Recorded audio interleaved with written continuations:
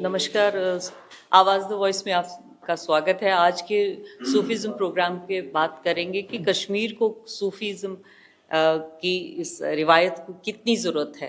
देखिए, सूफ़ी और शैव दोनों कश्मीर में पनपे हैं और कश्मीर की विशेषता यही रही है कि अलग अलग धर्म के लोग वहाँ रहते हैं।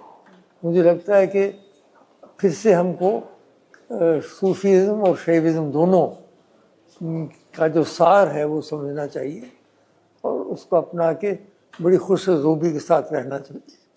तो कल्चर ही आपस में जोड़ सकता है, कल्चर जोड़ सकता है, फिलॉसफी जोड़ सकती है।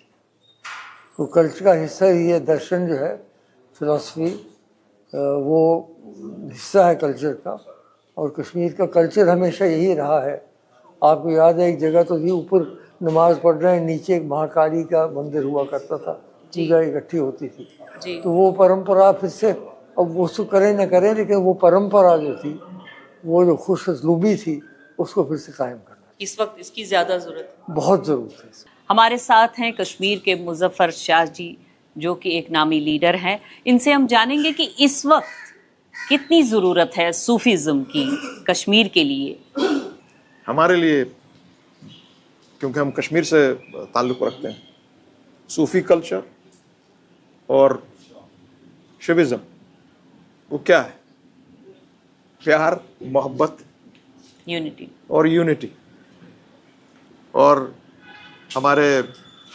हम फॉलोवर्स हैं अपने ललादेद साहिबा और उसके बाद अपने नुंदरेश शेख नूरुद्दीन नूरानी। और इसी जो ये संगम है सूफीज़म का और शिविज़म का, इसी को तो कश्मीरियत कहते हैं। तो शाह साहब, आपको क्या लगता है कि इस वक्त आफ्टर ऑपरेशन सिंदूर सक्सेसफुल होने के बाद पॉलिटिकली जो हमारे कश्मीर को बात सुनने में आई है कि स्टेटहुड की बात चल रही है, तो किस चीज़ की सबसे ज़्यादा ज़रूरत है इस वक्त कश्मीर के लिए, कश्मीर के लोगों के लिए? सबसे ज़्यादा वही जो हमारा प्यार, मोहब्बत, एक दूसरे के साथ मिलजुल के रहना, जिसको आप कश्मीरियत कहते हैं, जो निकला है सूफीज़म से और शिविज़म से, यही तो सिखाता है आपको। तो और इसकी उतनी ही ज़रूरत अभी है जैसे ये पहले से चला आ रहा है। जो इसमें बीच में कुछ दरारें आई, कुछ शगाफें पड़ी, उनको भरने की ज़रूरत है। और उन चीज़ों के लिए ऐसे सेमिनार्स और ऐसे डायलॉग्स, इंटरफेथ डायलॉग, और जिसमें शिविज़म की बात की जाए, आपके सूफीज़म की बात की जाए, और हमारे बच्चों को ख़ुसूसन तालीम में, स्कूल्स में, कॉलेजेस में, यूनिवर्सिटीज़ में, ये बहुत बड़ी ज़रूरत है कि आप उनको अपने कल्चर और ट्रेडिशंस के बारे में उस सब्जेक्ट को इंट्रोड्यूस, और बहुत ज़ोरदार तरीके से इंट्रोड्यूस करना चाहिए। वो तो है वहाँ पे, मगर it needs to be given its due space. So जिससे उन बच्चों के दिमाग में पहले से ही लगे कि मेरी कल्चर क्या है, मेरा पास्ट क्या है, मेरी हिस्ट्री क्या है, और उस चीज़ से वो इन गलत चीज़ों में जो आजकल चल रही हैं चारों तरफ जी, तो ये कम्युनलिज्म का जो मामला है, उससे वो दूर रहेगा। नमस्कार, आदाब, आवाज़ द वॉइस में आप सभी का स्वागत है। हमारे साथ हैं राकेश सप्रू जी, जिन्होंने आज यहाँ पर IISc दिल्ली में कार्यक्रम रखा है, national mission for unity and brotherhood जो इनकी संस्था है। आज शैविज़म और क्या कहते हैं कि शैविज़म पे और सूफीज़म पे इन्होंने ये कार्यक्रम यहाँ सेमिनार डिस्कशन के लिए रखा है। तो इनसे जानते हैं कि आपके मन में ये क्या सूझा कि आपने ये कार्यक्रम, इसकी कितनी ज़रूरत है इस वक्त कश्मीर के लिए और पूरे वर्ल्ड के लिए, सूफीज़म और शैविज़म के मैसेज को? कश्मीर में जो एक कश्मीरियत थी, एक ह्यूमैनिटी थी, वो सब खत्म। इसलिए हम चाहते हैं कि वो वापस रिवाइव हो, कश्मीरियत वापस आए। कश्मीर एक अलग स्टेट था जहाँ पे ह्यूमैनिटी एंड मतलब एक इंसानियत पे लोग काम थे, वो चीज़ खत्म हो गई है। इसलिए हम उसको चाहते हैं कि वापस जिंदा करें। आजकल की जनरेशन के लिए ये कितना ज़रूरी है और पॉलिटिकली زیادہ ہیلپ کرے گا کہ یا یہ جو ہمارا کلچر ہے کشمیر کا یہ زیادہ ہیلپ کرے گا؟ کشمیر کا کلچر ہیلپ کرے گا. پولیٹیکل اپنی جگہ ہے but main thing is culture, اور the present youth need to be made understand کہ ہمارے یہاں پہ what exactly we had. Even at if 12 in the midnight a woman would walk with ornaments on, no one would dare to touch her. That was Kashmir. India international centre میں ہمارے ساتھ ہیں میم حیض ظفر صاحب کشمیر سے, جنہوں نے شیو سوتراس پہ کام کیا ہوا ہے اور آج اس سیمینار میں وہ موجود ہیں. ان سے جانیں گے کہ یہ جو سیمینار آج صوفیزم پہ شیوزم پہ ہو رہا ہے اس کی کتنی ضرورت ہے اس وقت کشمیر میں. دیکھیے, میں جس نظر سے اس کو دیکھتا ہوں, میں یہ مانتا ہوں this is a journey of self Discovery.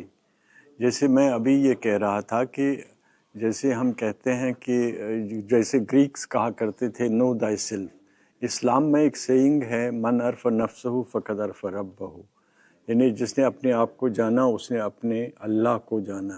تو اسی طرح ہمارا جو انڈیجینیس فلسفہ ہے اس میں اپنی پہچان جو ہے وہ زندگی کا سب سے بڑا مقصد ہے. تو جب ہم اپنے آپ کو جاننے کی کوشش کرتے ہیں تو اس میں پہلے ہمیں اپنے آپ کو دیش کال کے حوالے سے جاننا ہوتا ہے, یعنی اپنی ہسٹری کے حوالے سے جاننا ہوتا ہے, اپنی جغرافی کے حوالے سے جاننا ہوتا ہے. جب ہم اپنے آپ کو دیش کال کے حوالے سے جانیں گے تبھی ہم دوسری سطح پہ پہنچیں گے, آدھیاتمک یا اسپریچول سطح پہ ہم تبھی پہنچیں گے.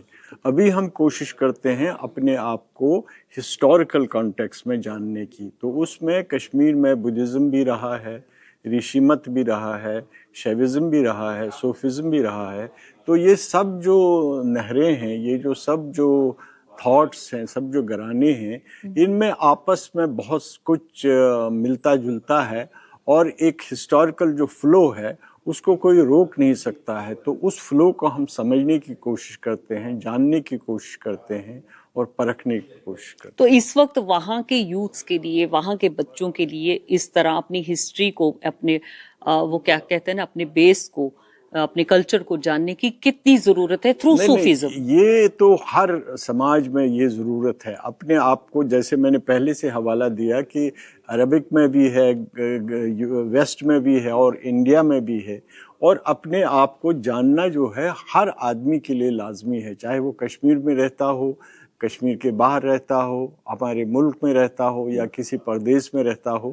تو ہر ایک کے لیے یہ ایک لازمی بات ہے کہ وہ اپنے آپ کو جانے, وہ یہ دیکھے کہ وہ کہاں پہ کھڑا ہے, ہسٹری کے کس موڑ پہ کھڑا ہے, اور اس کے حوالے سے اس کی کیا ذمہ داریاں ہیں.